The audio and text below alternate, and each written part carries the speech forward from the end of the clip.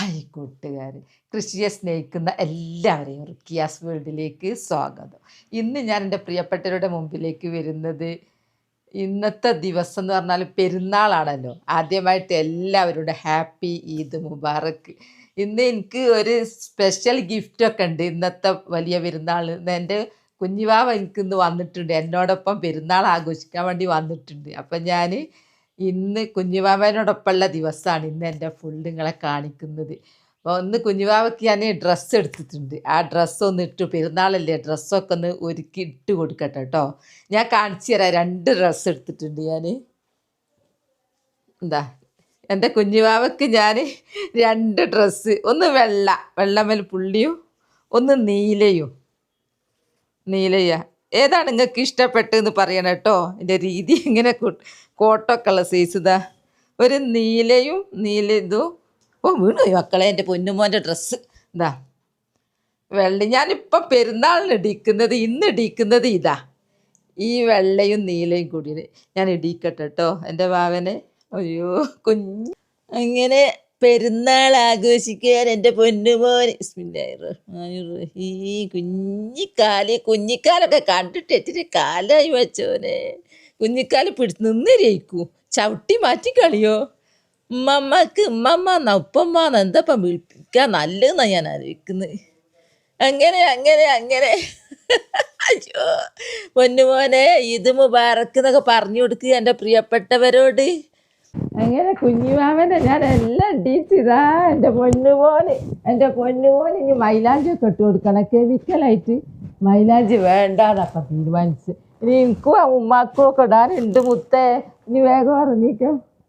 ഇഷ്ടപ്പെട്ട ഏതാന്നുള്ളത് പറഞ്ഞോ.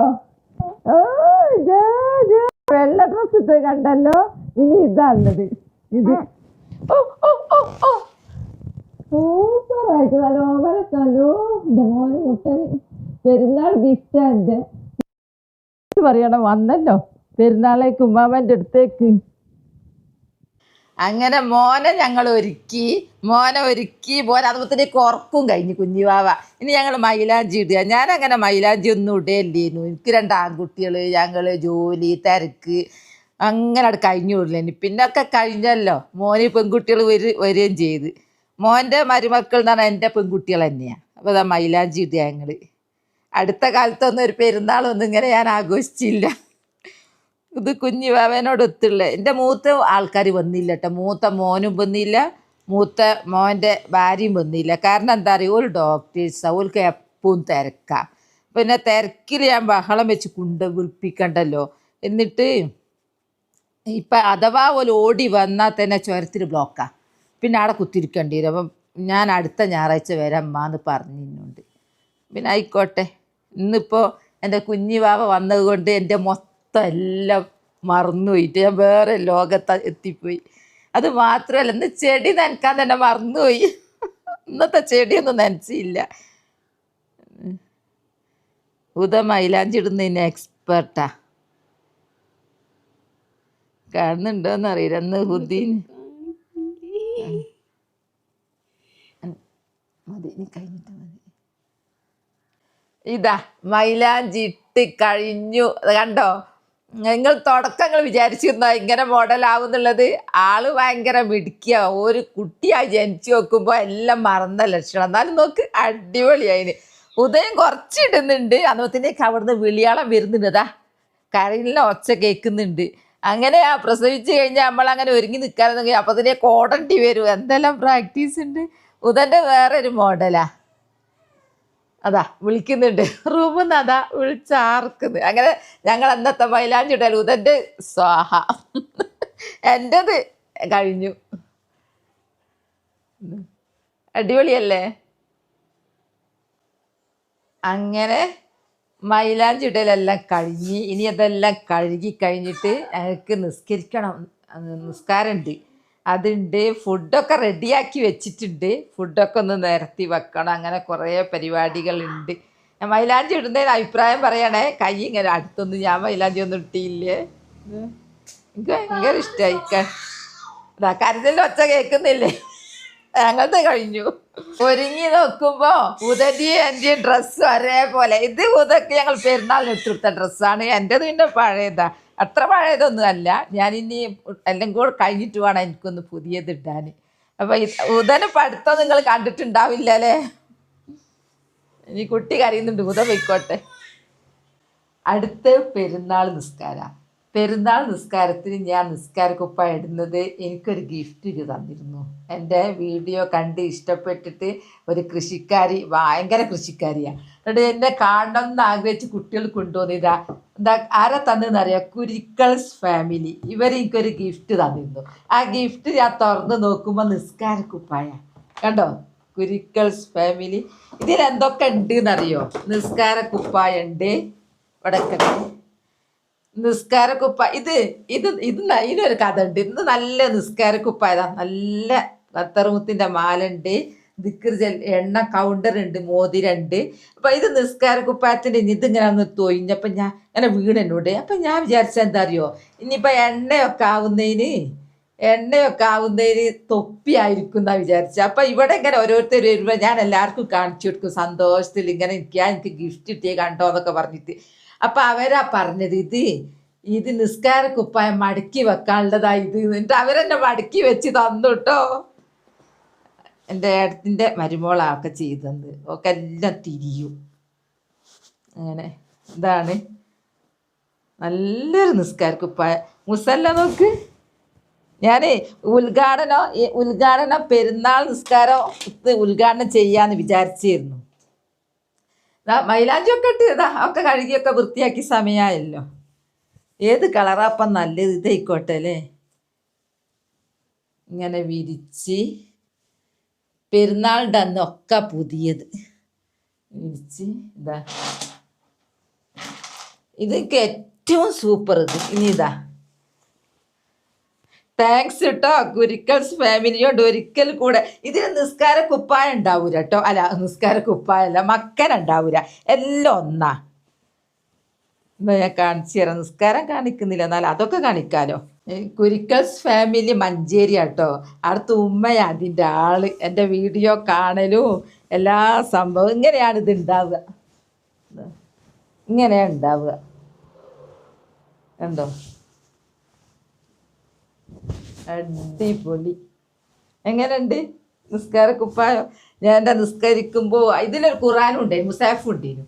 എൻ്റെ ഓത്തും എൻ്റെ നിസ്കാരത്തിൻ്റെ ഒക്കെ ഒരു ബർക്കത്തും കൂലിയും ഒക്കെ പിന്നെ കുരിക്കൽസ് ഫാമിലിയിലെ ഉമ്മാക്കും കുടുംബത്തിനും കിട്ടട്ടെ. നല്ലൊരു കളറില്ലേ, അടിപൊളി കളറാ നോക്ക്.